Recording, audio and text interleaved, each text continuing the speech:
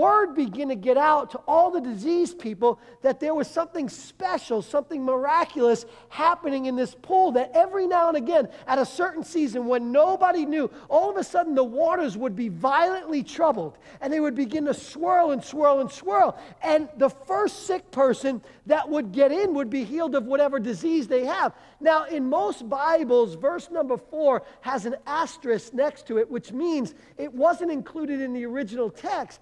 And so this is what they believe the sick people believe. This is not necessarily Canaan. This is urban legend, but they put it in there for clarification. And so this was their belief system, that they would, if they could get into the water first, they would have their miracle and be healed of their disease. Now, it wasn't a good chance that they'd get their miracle. It was a lottery chance. One out of the great multitude to be the first one in the water. Enter in the star of the story. Our boy who's been sick for 38 years.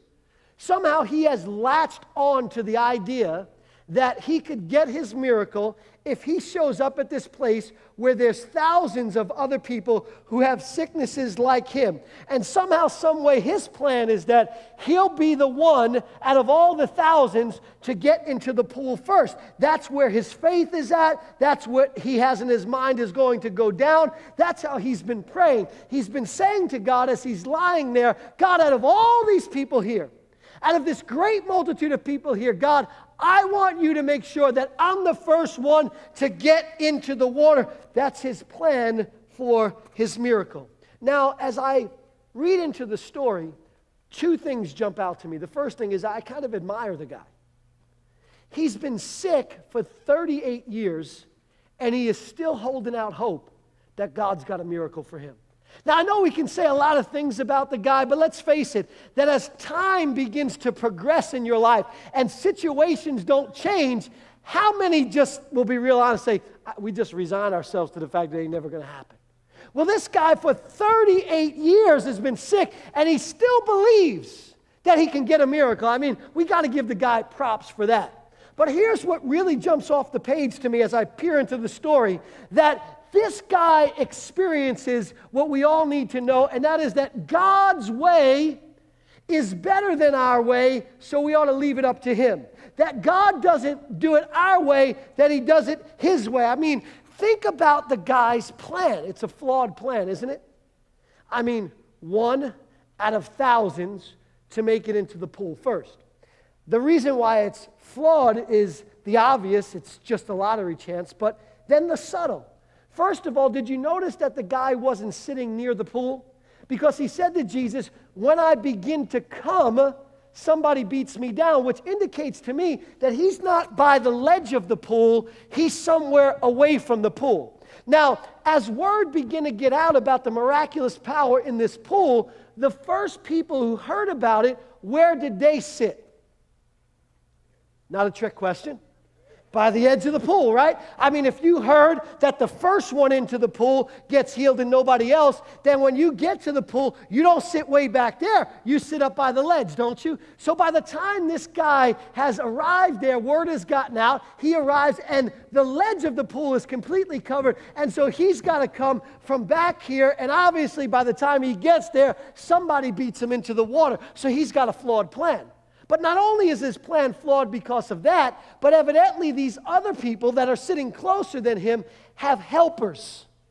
People who are assisting them to get into the water, because he said to Jesus, I don't have anybody to help me to get in the water, and while I'm coming, somebody else beats me in. And so that indicates to me that these people who are closer also have helpers. And when you put all that together, he's got a flawed plan. His plan for his miracle is highly unlikely to happen. Not only is it highly unlikely to happen, but it's got to be really frustrating. For 38 years, he's got an infirmity. Now, we don't know what kind of infirmity this is. The Bible just says he has an infirmity for 38 years. Imagine he's blind with me. That's a possibility. And so he hears the stirring of the water, and as he can't see, he begins to make his way down, and he hears a splash. Somebody beats him in. He's frustrated. Maybe he's got some type of ailment that makes it hard for him to walk. And so as he sees the waters being stirred and begins to make his way down to the pool, and he's walking real slow, somebody beats him in. That's got to be frustrating. How many of you know that our plan for our miracles frustrate us a lot?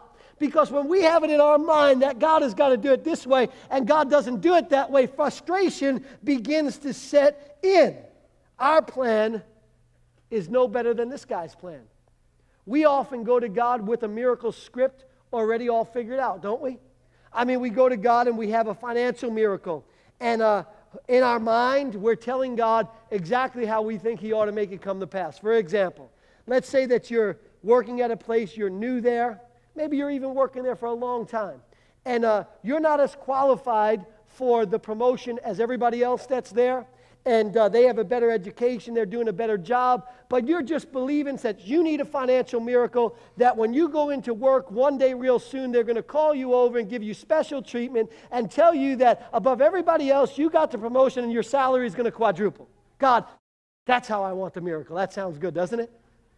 Impractical, improbable, actually even undeserving. Why should you get a job that you're not as qualified as somebody else to get? Why should you get a job that you're not as good at as somebody else gets? But that's how we set the script in our mind. Or even better yet, God, I know how you can deliver the financial miracle. Even better than a promotion at work, God. Here's the thing. When I open the mailbox tomorrow, God, there's going to be a check in there for $1 million from somebody that I don't even know. And God, that's the way you're going to deliver the financial miracle. And so we get excited about that financial miracle that way. Or, for instance, we need a marriage miracle. And so we've got it all figured out. We've been praying for a marriage miracle, and so we go to God.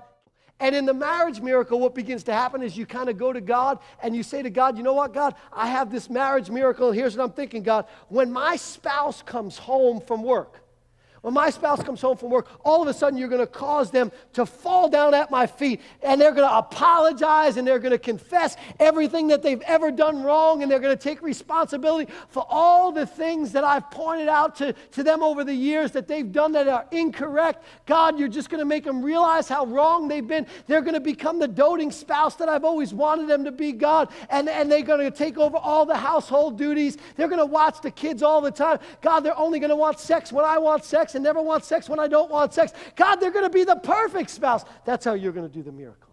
God, you're going to do it that way. Or God, I have a health miracle. God, I have a health miracle. And here's what I'm thinking, God.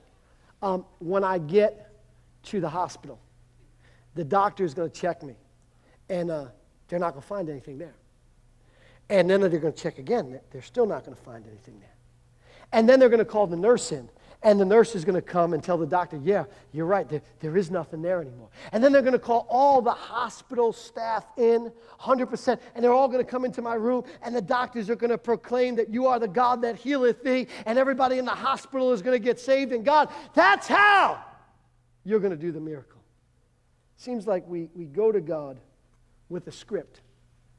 We don't just believe that God can and that he wants to, but we go to God with the how to do the miracle.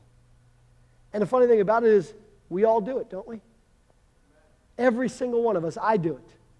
I remember just recently, as we have been going into New York City on exploration trips, last Sunday I went to New York City, and when I went to New York City with the team, we visited a couple of churches, 2 really great churches. And as I went there, it was a very emotional time for me. I don't know why it was so emotional for me, but it was. And all of a sudden, I began to realize maybe our location is not good. And the reason why I began to think that is because every other church that I went to 2 of them, every church that I went to, in my mind, had these locations where people would literally be able to walk in off the street right into the church. They would either be in the foyer or the sanctuary. They knew exactly where they were going to be. Exactly. And I thought, God, our location's not like that. God, they come to our location. We're in a movie theater with 25 other movie theaters. How are they going to know which movie theater we're in? God, how are they going to get to us? Nobody's going to want to come to our church. Every church in the city has got better locations than us because they just walk right off into the street, into their area. And I'm thinking, can you believe what I'm saying right now? Isn't it amazing how when we have a problem, we expand it to every? It's like when people come to me and they say, Pastor, everybody in the church is talking about this. By the way, if you come to me with that, be prepared to answer some questions. My first question is, well, how many is everybody? How many are we talking about here?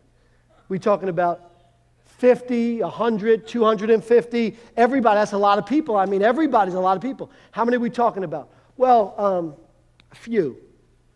So we talking 1, 2, 3. Well, you know, my friend and I were talking about this the other day. Okay, so we really aren't talking about everybody. What we are is we're talking about the issue that you have and that you and your friend have, and so that's what we're dealing with, which is fine, and I understand the exaggeration of everybody because we all do it. Because when I went to God and I was complaining about our location, what I said to God was every church in New York City has got a location where people walk right up from the street into the place. So I began to think about this. It became an issue for me. I was worried about it.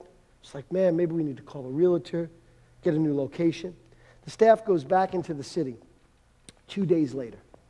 And when they go back into the city, they meet with the people of the movie theater to see where we can set up stuff and everything like that. And they come back and they're kind of having a report with me. And I said, guys, I'm a little concerned about this location. I said, when we go there, how are people going to know how to get to our theater? You know, 2 theaters out of the 25 that are there. They said, oh, that's all figured out already. When you walk into our place, the Empire 25 movie theater, there's 2 escalators that are about 10 feet from the doors that frame the foyer area. And those escalators lead to a balcony area that overlooks the entire foyer area. And the balcony area is just one big open like foyer space. And what they have already determined is that nobody is going to be allowed to go up those escalators but people who are coming to Faith Church. So they want us to put ushers and greeters right at the bottom of the escalators, so as people come in, the first people they're going to see is Faith Church people. They're going to go up the escalators, and then they want us to put a big giant sign right overlooking the foyer area that says Faith Church, register here. And I thought, God, what am I trying to do? Tell you how to do something, God. Your way is better than my way. We need to come to the place where we trust that. Where we go to God not just expecting a miracle, but trusting that His way is better than our way. Ephesians chapter 3, verse 20 says, now unto Him that is able to do exceedingly abundantly above all that we ask or think, according to the power that works in us. What's it saying? God's way is better than our way. How about Isaiah 55, verse 9, which we misquote all the time? It says, for as the heavens are higher than the earth, so are my ways higher than your ways and my thoughts higher than your thoughts. And we tell everybody what that means is that you can't figure out God. But what it means, what God is saying is, listen, my way is better. I've got a better plan. It's got no holes in it. It's got no shortcomings in it. It can't fail. It's rock solid. Believe and trust that my way is better. And as I look at this story, one thing becomes apparent to me, that that's what God is trying to tell this guy. I mean, think about it. Here is the God of the universe, and He is standing in front of this guy. And He asked this guy the following question: do you want to be made well? And you know what the guy's response is? Well, I'm sticking to my plan. You say, Pastor, what do you mean? Notice the guy's response. He said, well, I can't get into the water. He's staying with his plan. He thinks that the only way he can get his miracle is if somehow, some way, he's the first one into the water. And here is the God of the universe standing in front of him saying to him, do you want me to make you well? And the guy is like, yeah, but you got to follow the plan. And I'm like, dude, what is wrong with you? And Jesus is not asking this question in an antagonistic manner. You know, a lot of times we'll read this and we'll say, well, Jesus looked at the guy and thought, do you really want me to make you well? I mean, what's going on? You want it or don't you want it? I see Jesus asking this question like a grandparent would ask one of their younger grandchildren if they want candy as they're holding candy behind their back. Do you want some candy? Now, they just want to get a rise out of the kid. They got something for him. It's something that they know the kid is going to enjoy, and so they're holding it there, and they want the kid to appreciate it, and they want to see the kid's face and expression. And here's the God of the universe who loves us infinitely more than we can ever ask or imagine. He's standing in front of this guy who's got a plan for a miracle that is faulty, and he looks at the guy, and he says to the guy, "Do you want me to make you well?" And he's waiting for the guy to go, "Wow, you're God, and you can do it." And the guy says, "Yeah, but how am I going to get into the pool?" And God is saying to the guy, "Don't you realize you don't have to wait online because I got a plan? You don't have to have a lottery chance at a miracle because I'm here and my plan is better than your plan. Don't you realize that all I need to do right now is speak a word? Forget about lying here on the mosquito-infested pool. Forget about trying to come and having somebody beat you in. My plan is better than your plan. Just keep the switch of faith turned on and believe that I can, and let me handle the details." That's what Jesus is saying. But you know, so many times in our lives, we struggle, don't we? Kind of cerebrally grasping God's plan when we need a miracle. It's better for us in terms of our emotional state, we think, if we have the details figured out, because somehow, some way, we can see the path to progress then, and it eases our anxiety. But God's plan doesn't always look like the best plan as it's unfolding, does it? We just need to have trust that His plan is better than ours. Our job is not to figure out the details. Our job is just to believe Him to bring it to pass. But what happens is, during the process of needing the miracle, we begin to shove God into all of these cerebral boxes in order for it to make sense to us. And so God goes in, for instance, the no box. And the no box is the box that we put God in when life throws a few consecutive adverse situations our ways, and suddenly we refuse to get our hopes up when we need a miracle because we don't believe that God is really going to come through. We expect little because we've allowed ourselves to be conditioned by the adversity. Or the God's going to get me box. That's the box that we put God into when we don't do everything exactly the way we should while we're waiting for a miracle. And somehow we feel like we have now disqualified ourselves from the miracle because we haven't done everything that we think we should. And in the process, we limit the mercy and love of Almighty God. I was reading in my personal devotional time this last week from Deuteronomy chapter 9.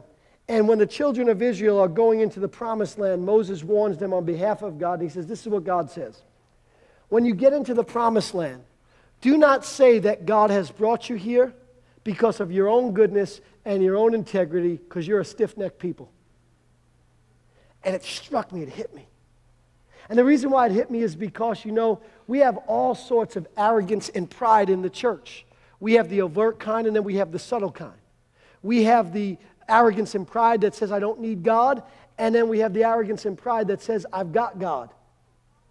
What does that arrogance and pride look like? It's that person who comes to church all the time, serves, is a tither, just does everything right, prays all the time, and suddenly, because their walk with God is what it should be, they begin to look down at everybody else's walk with God, and they walk around with their chest out like, man, the reason why my life is blessed, because I got it going on with God, man. I'm reading my Bible. Hey, they ain't reading their Bible every day. I'm coming to church, and they ain't coming to church every single week. And because their relationship with God is good, they think that God is delivering results for them just because He's rewarding their goodness. Meanwhile, the reason why God does what He does is because of what Jesus did on the cross, and it's by grace that we receive through faith and not of ourselves. It is the gift of God, according to the Scripture. Now, in the process of saying that, I'm not saying you do anything you want to do, and still, because there are things that stand in the way. We have to understand it's by the hand of God, so we put God in the I'm going to get you box. Then God goes in the rules box. And the rules box is, while we're waiting for a miracle, we put down all the things that we must do and must not do in order to qualify for a miracle, because we think that we have to earn our miracle. And so in the process, we suck the life out of our relationship with God because we begin to live Christianity by do's and do nots instead of living it out of love for God, which says it is such a privilege to serve God and just doing the right thing, not necessarily because you're trying to, but because your love is compelling you to. How many of you can say you're really in love with your spouse? I'm seeing who's not raising their hand because you're in trouble. I don't know about you, but I don't try not to cheat on my wife. I don't try it. It's not like something I sit up every day and go, all right, today, I'm not going to cheat on my wife. I'm not going to cheat on my wife. I'm not going to do it. My love for my wife makes it second nature for me to just do the right thing by her. I don't list things of, these are the things that I can't do and these are the things that I must do so that I don't. It's just a second nature. The love drives the behavior. And Christianity needs to move beyond the do's and do nots to a love for Almighty God that is born out of relationship with Him that compels us to take God out of the rules box when we need a miracle. And then there, of course, is the God is looking the other way box. That's the box that God goes in when He doesn't answer our prayers in our way and on our timetable, and we conclude that God doesn't care. And then some people even put God in a yes box. This is the box where we put God in, where we judge His goodness based on whether He says yes to our prayers or no to our prayers, or nothing at all to our prayers. And if He answers our prayers with a yes, then He loves us and He's good. If He doesn't answer our prayers with a yes, then He doesn't love us and He's really not that good. C.S. Lewis once wrote, "If God had granted all the silly prayers I've ever prayed, where would I be now?" He went on to say that someday we will be more grateful for the prayers that didn't get answered than the ones that did get answered. Now, this is a hard concept to comprehend. Let me give you a relatively simple example. And my mom and dad are here, they'll remember this. When I was 18, I broke up with a girl that I dated for 4 years. I was reduced to depression and tears and crying out to God, God, please make us get back together again, God. This is the one I'm supposed to marry, God. All I can tell you is, thank God He didn't answer that prayer. Thank God He acted as though He couldn't hear me. Thank God that He didn't want to have nothing to do with that. Why? Because God sees the beginning from the end. He sees our future. He holds our destiny in His hands, and He knows what we need and what we don't need. For example, it's like Midas. King Midas, he loved gold so much, he prayed to his god, Dionysus. He said, would you give me this one wish that everything that I touch turns to gold? At first, Midas loved it because he loved gold.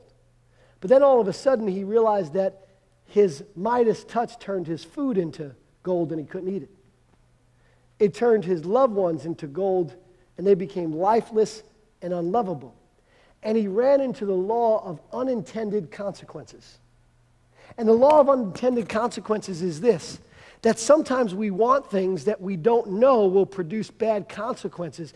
And on the surface, they seem like really, really good things. And so we beg God and we plead with God, God, give us this thing. And it doesn't look like there's anything wrong with it. But see, here's the thing about God, is God sees further than we see. The Bible says God sees the beginning from the end. And God is not going to give us something that is ultimately going to hurt us in the long run. And so God's plan and God's ways are better than our ways because they have our best interests at heart.